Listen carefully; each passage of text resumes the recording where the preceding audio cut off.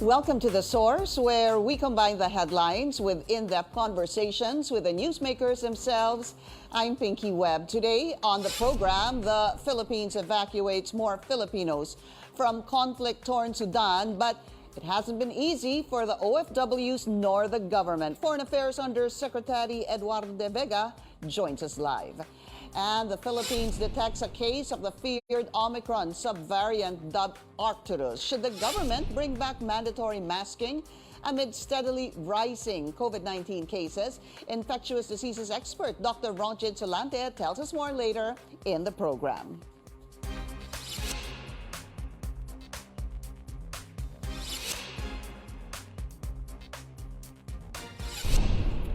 The Philippines has safely evacuated hundreds of Filipinos from Sudan as the government took advantage of the three-day ceasefire in the conflict-torn country. The Foreign Affairs Department secured several buses to help transport the Filipinos to the border, but it hasn't been an easy task.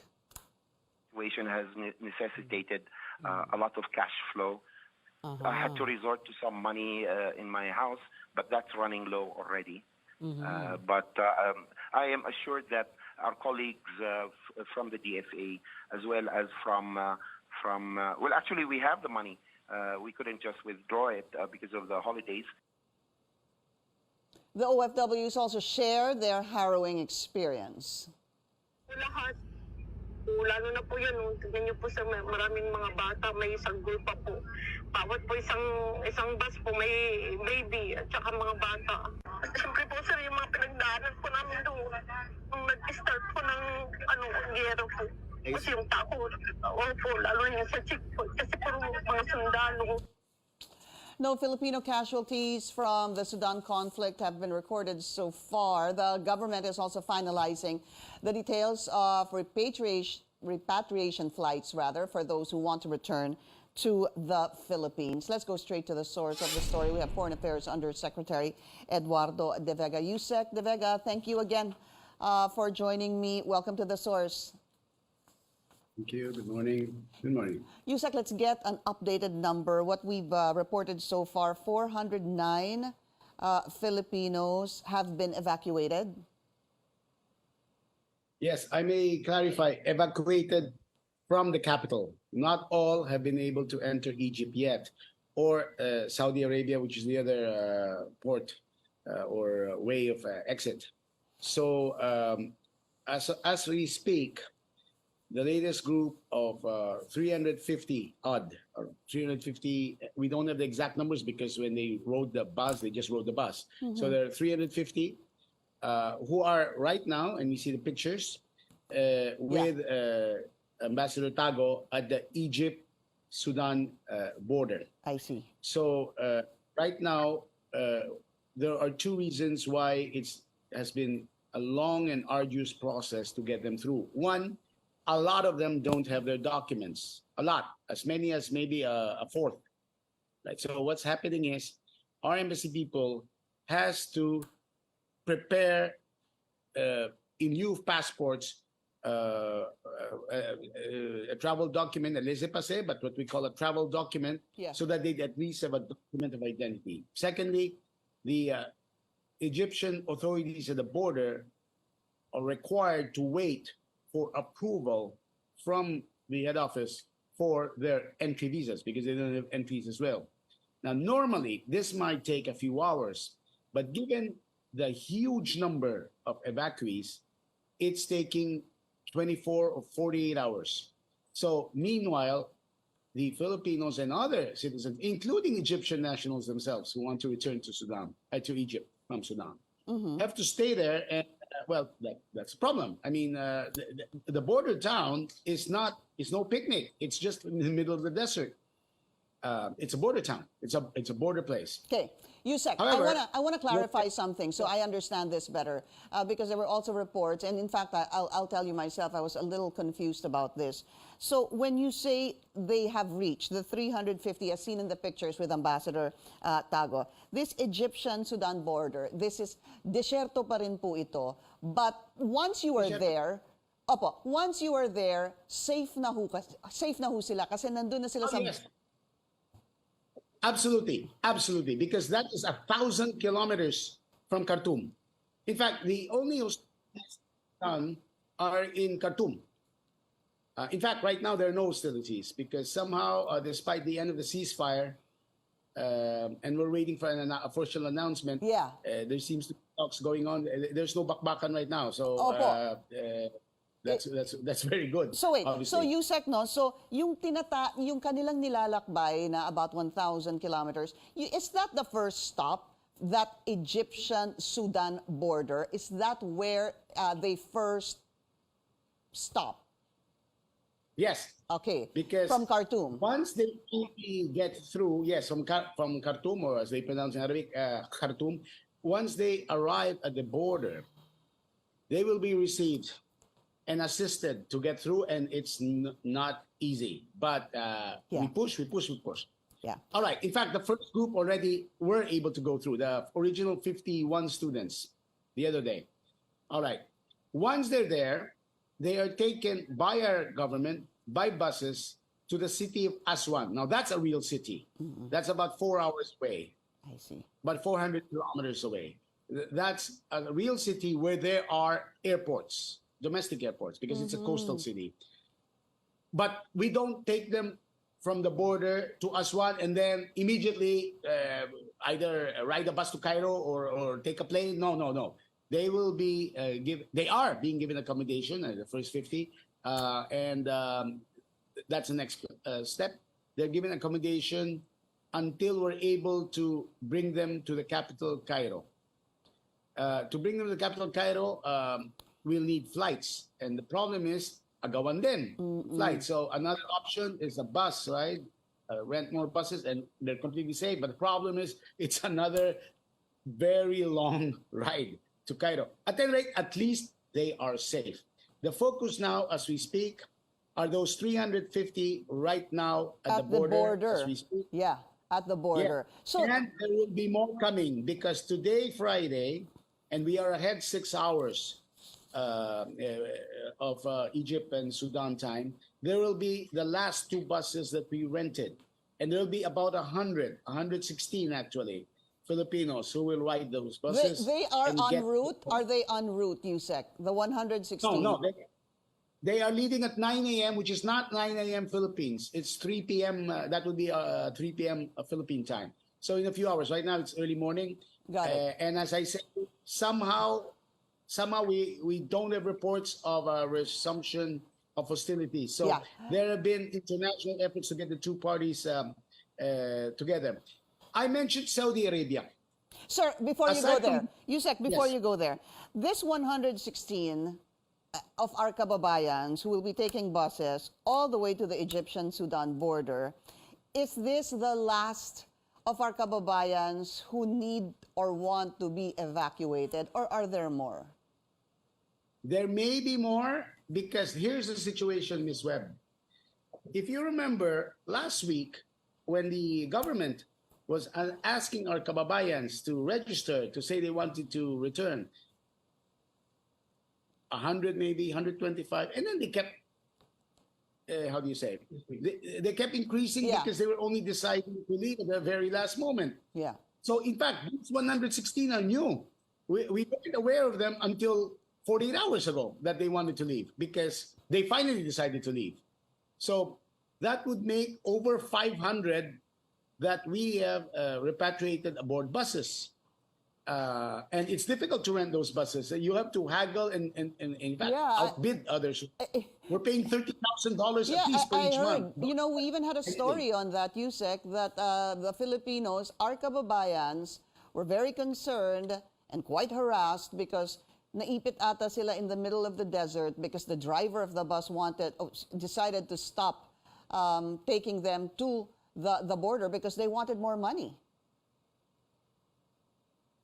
Yes, in fact, they were asking money right then and there. And our honorary consul had to make a lot of calls and wire the money, because the deal was that they would arrive in Egypt and then get the money. But it's in the middle of the desert. Yeah. They asked for money, and they probably even jacked up the price a bit. However, those were part of the 7 bus convoy yesterday. They're there. At least it's finished. That is finished. Yeah. Coming na lang po now we itong have to know. dalawang buses that will leave at 3 p.m. today. All right, now let's talk about when I interrupted you, sir, regarding the ceasefire. It's important to also talk about that because doesn't that end, the 72-hour ceasefire, end anytime today?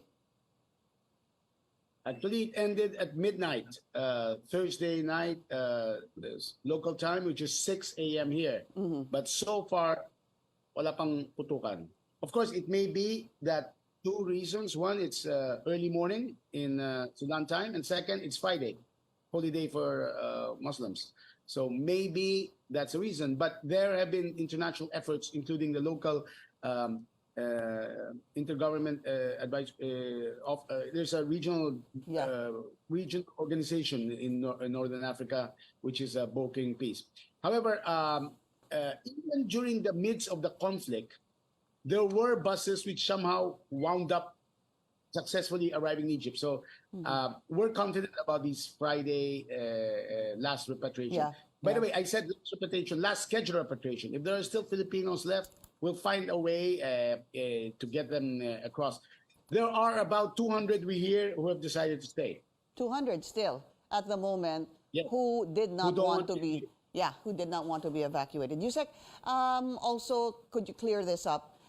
All the Filipinos who have reached, well, number one, who are in the bus, rode the bus, have reached the Egyptian Sudanese border, do they have to pay for anything? Yes, they have to pay fees at the border, but we'll cover that. If you mean repay the government, what do you mean pay anything? Do they have to shell out money to pay for whatever, documents or visas or anything else, any miscellaneous fees? Do they have an out-of-pocket payment? This is war. We are going to shoulder what needs to be paid in order for them to get their clearances, including tickets and all. Wala po silang babayaran. Next, sir. I wanted to find out also about the, you were telling us how difficult, it's not as easy as it seems. It's actually more difficult on the ground. What about that visa? You were talking about that visa, that they need visa, obviously, to enter Egypt. So I guess we could call it what? A visa upon arrival in the Sudanese-Egypt border? Entry visa. Yes. What's done is you submit the names to the Sudanese government, and then the Sudanese Foreign Ministry passes it on to the immigration authorities. The problem is there's a security clearance that is normal in these applications. It may take up to, we were told, 2 or 3 days. And we were able to submit names of those who registered in advance, but a lot of these Filipinos riding these buses just go ride the bus without informing us first. So right then and there, they'll have to be waiting. And that is a complication. We do understand the difficulties that the Egyptian government as well is facing, because they do not want to simply accept anybody fleeing from Sudan. So they have to be documented. Ambassador is doing what they can. We feel that by this weekend, certainly they will have crossed. They are already in the border. They will have been allowed entry, and they'll be in Aswan. Okay. Has anyone arrived in Cairo? None. Wala pa None. Unless kasi po, alert signal number 2 to for some time. No? Now it's raised to number 3. Under alert signal number 2, kailangan restricted yung deployment, and pwede lang yung mga dati pang nandun. Under the rules, the employers, and this was required by POA and now the MW, the employers should guarantee that in case of emergencies, they would repatriate their employees, their Filipino employees. So there have been trickles. We know we can't ascertain an exact number. There are some who left with their employers. There was a group, for example, I'd like to take this opportunity to thank Greece, Efaristo Greece. There were some employers who took their Filipino employees there to some strip, and there was a military aircraft, and we asked the Greek Foreign Ministry to allow them to be register. It was a very last moment thing, and they were taken in. So thank you, Greece. And I was mentioning Saudi Arabia. Yeah. Those who are evacuated in the port are being allowed to ride Saudi military vessels, which daily cross to Port Sudan to evacuate people and bring them to Jeddah. So thank you as well. Shukran. Usec, from here on, we need to keep obviously updating our kababayans on the fate of our Filipino overseas workers who are making their way to Egypt. Do you have any estimate, I guess, among those Filipinos who will likely, when they will likely make it, if at all, to the Philippines? Is that really the plan, to keep them in Egypt or to bring them back to the Philippines? No. They can't. We can't keep them to Egypt because we're guaranteeing that we're bringing them home. They're just Egypt passing is allowing. through. Precisely. Yes, because otherwise Egypt would be besieged with 50,000 from all over the world. No? So, no. In fact, that's part of the plan. We bring them to Aswan, and from Aswan to Cairo to the Philippines. Aboard commercial flights. Of course, the DND is offering C-130s. We'll explore that as well. However, there are many commercial flights from Cairo to the Philippines. Yeah. So I am confident as well that next week, I wouldn't say Monday, but certainly next week we'll be receiving the first groups of Filipino repatriates to the Philippines. May I take this opportunity, Ms. Yes, Usec, go ahead. Mga kababayan po, alam niyo po, mutik pa nga namatay si Ambassador because he was rushing to meet you at the border. No? And we're spending a lot of money, people's money, to help you and save you, bring you to the Philippines. Pag umuwi sa Philippines, please don't think of going back to Sudan. Not under these conditions because there's an alert level. And after all, the Department of Migrant Workers is there and said that they'll look for other jobs abroad for you and all, and there's integration. So, yun lang po kasi we heard cases like, for example, there was one Filipino who's there among the repatriates who already was repatriated from another dangerous country before, which will not be named. And then now he's there in Sudan. So, yun po, no? When we put an alert level, there's a reason why there's an alert level. We have diplomatic relations with Sudan, but it's not yet completely stable. So, all right. So, let's hope and pray to get through this. Yeah. And thank you to the media for also informing them. But we reassure you, it's a success that we've evacuated and will be evacuating over 500 from the capital Khartoum, and they'll be coming home. And we hope we don't always have to do this. Foreign Affairs, Foreign Affairs Undersecretary Eduardo de Vega, sir, thank you so much for your time. Thank you. And we'll be taking a very short break. We'll be right back.